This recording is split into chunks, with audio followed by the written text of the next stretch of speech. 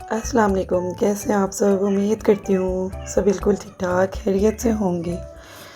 Green چٹنی آج میں نے بنائی ہے اپنے کچن میں۔ گرین چٹنی 2 طرح کی گرین چٹنی میں بنانے جا رہی ہوں، تو ٹائم ویسٹ کیے سٹارٹ کرتے ہیں۔ سب سے پہلے تو میں نے ایک مکسی کا جار لے لیا ہے، اس میں نے فریش دھنیا لیا ہے 1 کپ کے قریب،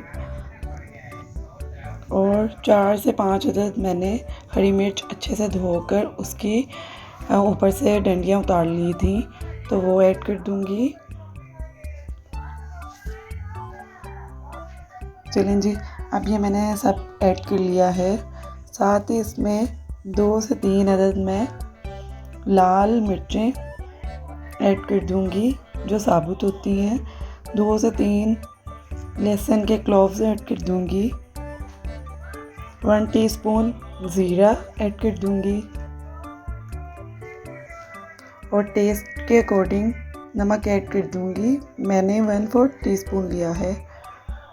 ان سب چیزوں کو میں نے اچھے سے مکس کر لینا ہے۔ تھوڑا سا مکس کرنے کے بعد میں نے اس میں پانی 1 ٹیبل اسپون ایڈ کیا تھا، سوری وہ بتانا میں بھول گئی۔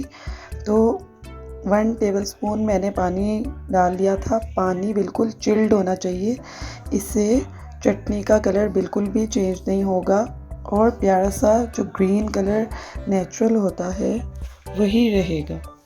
تو یہاں پر ہماری ایک چٹنی تیار ہے۔ دوسری چٹنی کے لیے ہم نے دہی لی ہے، اس کو میں نے اچھے سے پھینٹ لیا تھا، تو اس میں 1 ٹیبل اسپون کے قریب یہ جو چٹنی بنائی ہے وہ ایڈ کر دوں گی۔ تو میں نے 1 ٹیبل اسپون چٹنی ایڈ کر کے اس کو اچھے سے مکس کر لیا ہے، تو ہماری دوسری چٹنی بھی ریڈی ہے۔